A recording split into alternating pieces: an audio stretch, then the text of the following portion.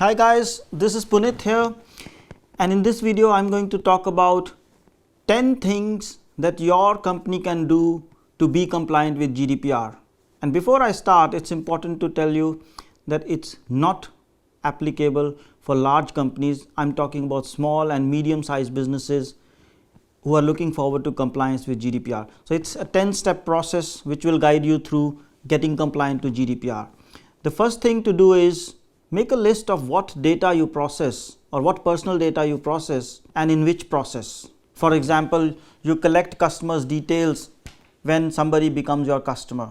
You collect his payment details when they want to make you a payment. So things like that, make a list of that. In technical terms, it's called having a data inventory. The second thing you should do is you should map the business processes you have with the legitimate business purposes for processing as per GDPR.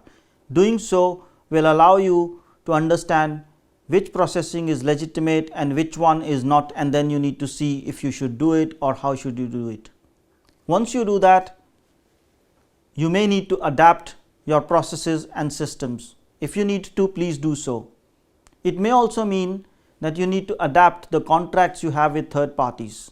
You may also need to make a plan. In case something goes wrong and you have a data breach, what will you do? And if you have done all that, you'll have enough information to tell your clients about what personal data you have, what you do with it, who do you share with, how do you respect their rights, and how can you manage their complaints. And if you can answer these questions, you can put it into a simple Word document and call it privacy statement or put it on your website, and you'll have your privacy statement on your website. And in your other processes, new processes that you start, look out for, do you really need this data? And if not, do not collect it. That is, collect data only when it is strictly necessary. Another important thing you can do is you can look through your customer database and see, do you really need all that data? Somebody who was your customer 20 years ago, 25 years ago, do you need their data? If not, please delete data. This is called delete data when it's not strictly necessary. Another important thing you can do is train your staff. By that I mean tell your staff, how do you see GDPR? Why is it important for your company?